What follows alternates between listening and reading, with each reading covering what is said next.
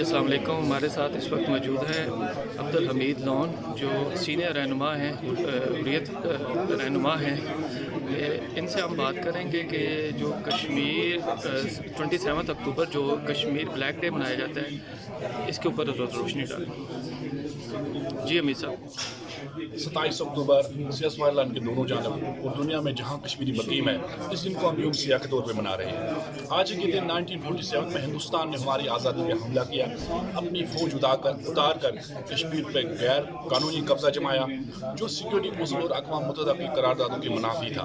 وہیں کشمیریوں نے بھی بڑی قربانیاں دی ہیں، ایک لمبی فہرست شہادتوں کی ہے، اور آج بھی اپنی جدوجہد میں جو ہے وہ دنیا کو باور کرا رہے ہیں، دنیا کو پکار رہے ہیں. جہاں اقوام متحدہ ہماری قرارداد کا ضامن ہے، وہیں 5 اگست کے بعد ایک نئی صورتحال نے جنم لیا. وہاں پر قتل ہے، فریڈم آف پریس نہیں ہے، فریڈم آف ایکسپریشن نہیں ہے، لوگوں کو دبایا جا رہا ہے، وہاں پر ماس ریپس ہو رہا ہے، وہاں پر شوٹ ٹو کل ہو رہا ہے، وہاں پر ایکسٹرا جوڈیشل کلنگ جاری ہے. کالے قوانین کے تحت قابض فوجیوں کو تحفظ حاصل ہے کہ کسی کو بھی مار سکتے ہیں، کسی کو بھی اٹھا سکتے ہیں، ان کو کوئی پوچھنے والا نہیں. تاہم آج ہم اقوام عالم کو باور کرا رہے ہیں کہ اگر مسئلہ کشمیر عوام کی امنگ کے مطابق حل نہیں ہوا، جو لیگ آف نیشن کا حال ہوا تھا وہ اس اقوام متحدہ کا ہم دیکھ رہے ہیں.